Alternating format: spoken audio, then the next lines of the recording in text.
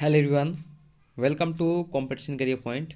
मैं आज आप लोगों के लिए झूठा सच उपन्यास से संबंधित 75 प्लस एमसीक्यू यानी वस्तुनिष्ठ प्रश्नों का आज हम लोग प्रैक्टिस करने वाले हैं।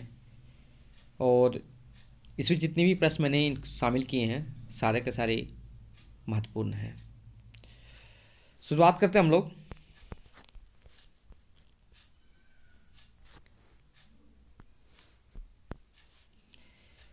झूठा सच किसका उपन्यास है? विकल्प बी सही उत्तर हो जाएगा, यशपाल।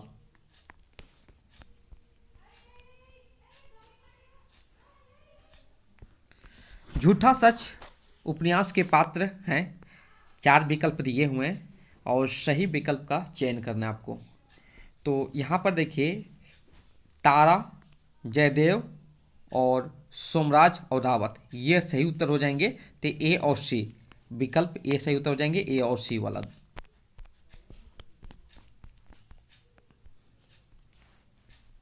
यशपाल के उपन्यास झूठा सच में दौलत राम आजाद किस राजनीतिक दल का सदस्य था?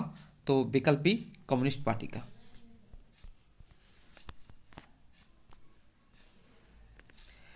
यशपाल के झूठा सच उपन्यास का केंद्रीय विषय कौन सा है?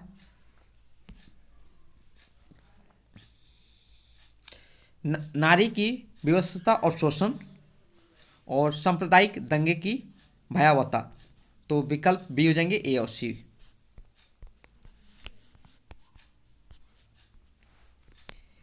मेरी तेरी उसकी बात किसकी रचना है?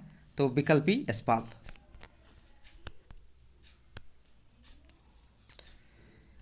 प्रश्न संख्या 6, देश विभाजन को लेकर लिखा गया उपन्यास है।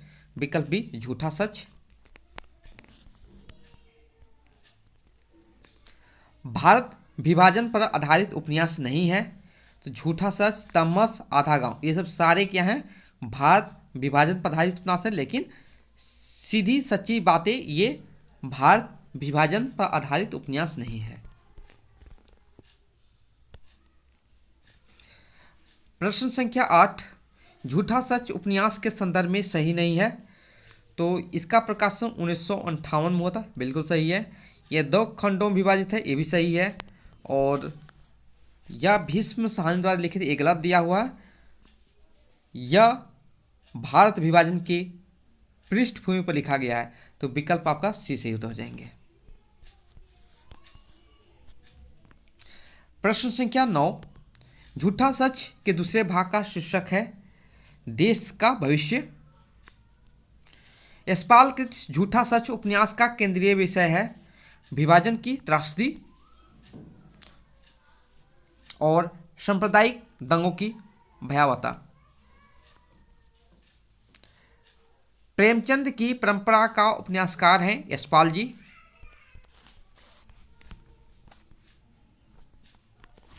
प्रश्न संख्या 12, देश विभाजन के प्रसंग पर आधारित उपन्यास है झूठा सच, तमस और कितने पाकिस्तान।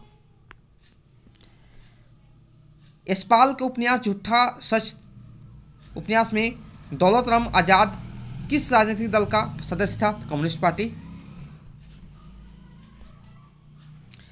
प्रश्न संख्या 15, झूठा सच उपन्यास के प्रथम खंड का शीर्षक है वतन और देश।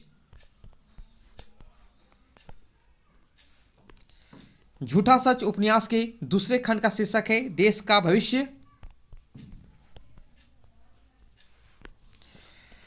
प्रश्न संख्या 17, इसमें 1942 से लेकर 1952 ईस्वी तक भारत अपनी समग्रता में साकार हो गया है। यह कथन यशपाल के किस उपन्यास के संदर्भ में है? तो झूठा सच।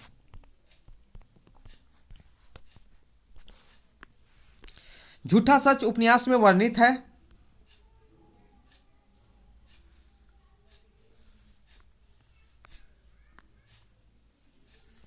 विकल्प से उतर जाएंगे, ख और घ वाला।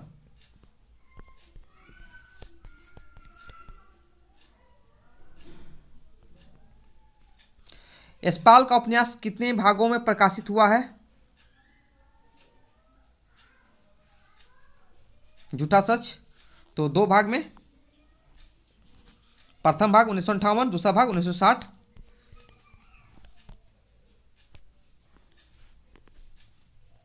झूठा सच के लिए निम्न में से कौन सही नहीं है? पहला भाग वतन और देश, दूसरा भाग देश का भविष्य, प्रकाशन 1958-60, यशपाल का पहला उपन्यास। एक गलत दिया हुआ है।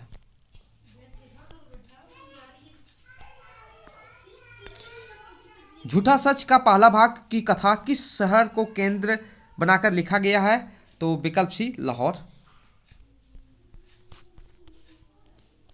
और दूसरा भाग जो है दिल्ली को केंद्र बनाकर लिखा गया है। यशपाल के किस उपन्यास को महाकाव्यात्मक प्रवृत्ति को बताया गया है? झूठा सच उपन्यास। प्रश्न संख्या 23, निम्न से कौन सा कथन झूठा सच उपन्यास के लिए सही नहीं है? तो देखिए यहां पर बी सी डी सही है, लेकिन यहां पर विकल्प ए जो है ये आपका सही नहीं है।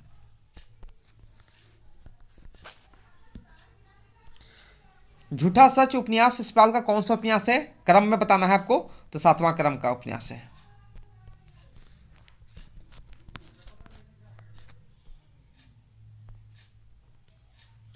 प्रश्न संख्या 25, निम्न में से जयदेवपुरी की प्रेमिका का क्या नाम है?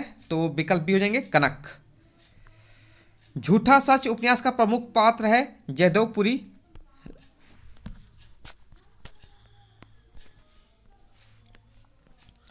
झूठा सच उपन्यास की तारा का विवाह किससे होता है? तो सोमराज से होता है।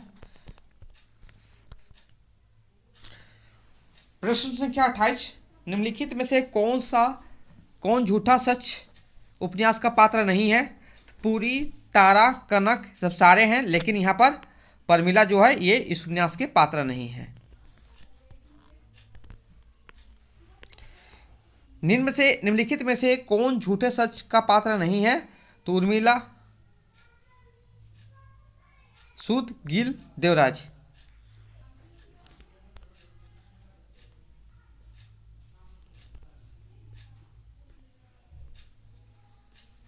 तो सही विकल्प होगा देवराज हो जाएगा।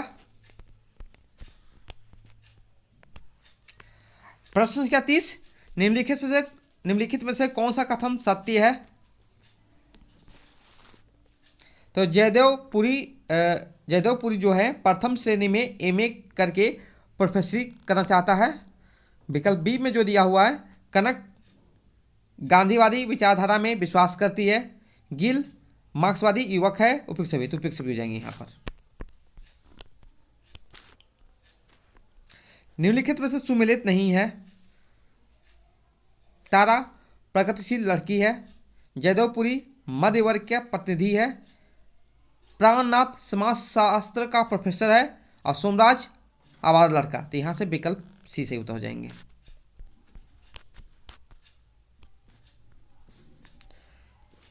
झूठा सच उपन्यास के पात्र हैं। तो यहाँ पर जितने भी मैंने पात्र लिखे हैं सारे के सारे महत्वपूर्ण हैं, यहाँ से आपके प्रश्न बनते हैं।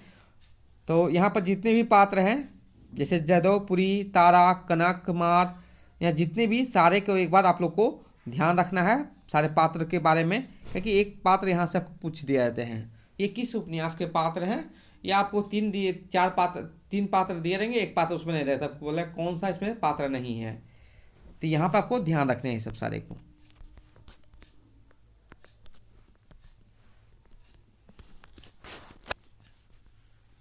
कुंवर नारायण जी के द्वारा लगाए गए आरोपों के जवाब में किसने झूठा सच उपन्यास में महाकाव्य शीर्षक से विस्तृत समीक्षात्मक आलेख लिखा है? तो विकल्प डी मधुरेश। यहां पर देखिए पंक्ति लिखा हुआ, कथन लिखा हुआ है।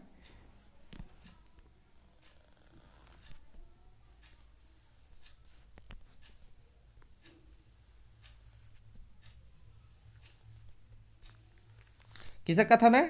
तो रामदर्श मिश्र का है।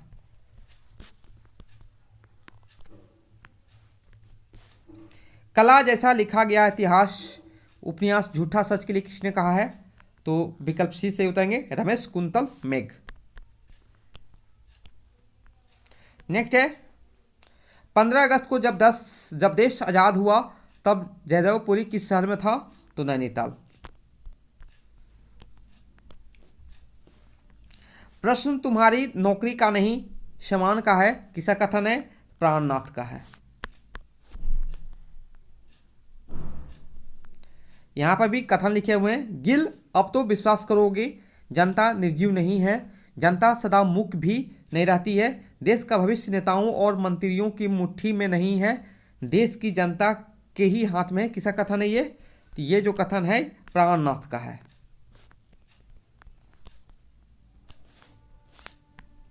किसने यशपाल झूठा सच उपन्यास को एपिक ऑफ द एज कहा है? नागेंद्र ने कहा है।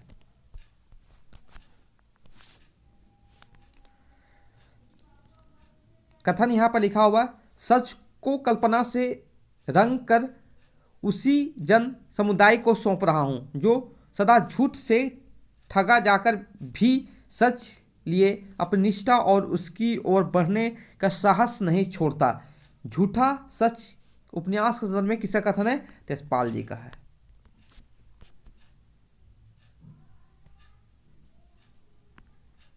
यहां पर उपन्यासकार जो है यशपाल के संदर्भ में सही नहीं है। तो यहां पर देखिए विकल्प ए, विकल्प बी, विकल्प सी।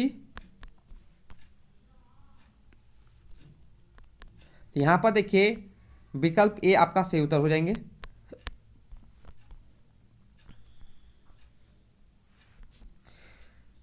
झूठा सच उपन्यास की समीक्षा ही कवि दृष्टि का भाव शीर्षक से लिखी थी कुंवर नारायण।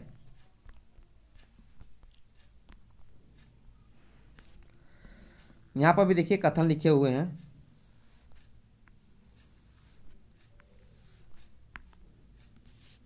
किसका कथन है? नेमी चंद जैन जी का कथन है ये।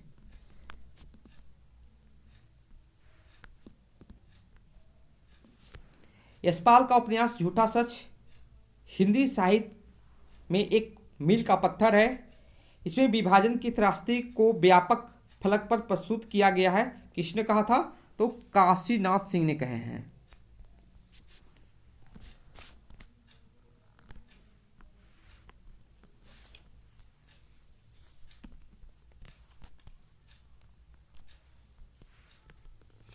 यहां पर भी देखिए कथन लिखा हुआ है।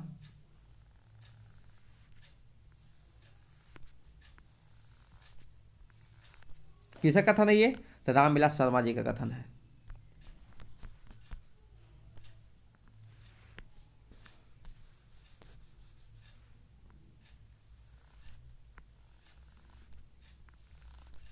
किस पत्रिका में छपा था?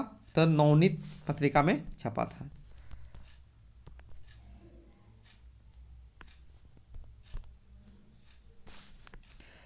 निम्न में से झूठा सच का पात्र नहीं है। तारा, शीला, उर्मिला सारे हैं लेकिन राधा नहीं है।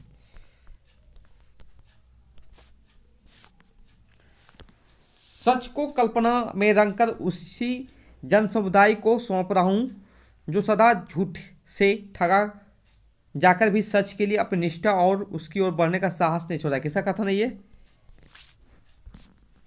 यशपाल जी का है। यशपाल का पहला उपन्यास है दादा कामरेड। यशपाल को 1970 में किस सम्मान से सम्मानित किया गया था? पद्म भूषण।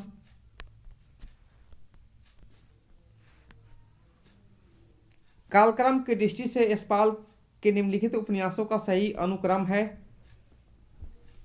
दादा कामरेड, देशद्रोही, दिव्या, झूठा सच। सभी का प्रकाशन देख लेंगे। दादा कामरेड 1941, देशद्रोही 1943, दिव्या 1945, झूठा सच उपन्यास प्रथम 1958, द्वितीय भाग 1960। यशपाल का झूठा सच उपन्यास का भाग कौन सा है? तो वतन का और देश और का भविष्य, ए और बी। झूठा सच उपन्यास का पहला भाग वतन और देश कब प्रकाशित हुआ था? 1958 ईस्वी।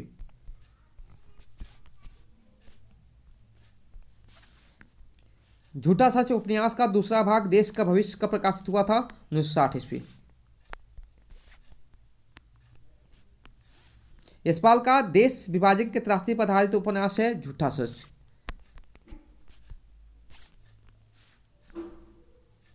यशपाल का किस उपन्यास के वतन और देश तथा देश का भविष्य नाम से 2 भाग में शीर्षक है झूठा सच।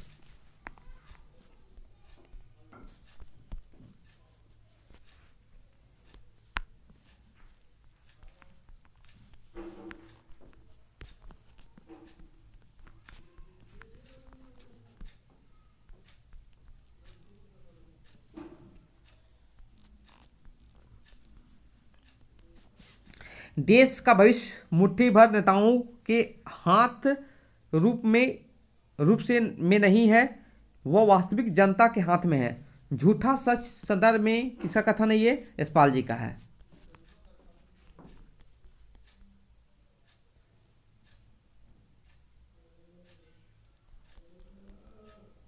नेक्स्ट प्रश्न है, यशपाल का झूठा सच उपन्यास की लोकप्रियता का कारण है उसमें भारत विभाजन की वेदना का यथार्थ प्रस्तुत है।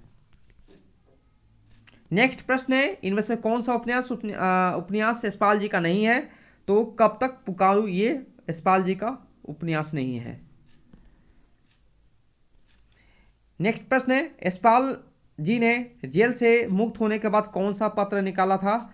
विप्लव निकाला था। यशपाल जी का जन्म कब हुआ था? 1903 ईस्वी में हुआ था। नेक्स्ट प्रश्न है, कौन सी कहानी यशपाल ने जेल में लिखी थी? वो दुनिया। यशपाल का पहला उपन्यास है दादा कामरेड। पहला कहानी संग्रह जो है पिंजड़े की उड़ान। यशपाल जी की आत्मकथा है सिंहावलोकन।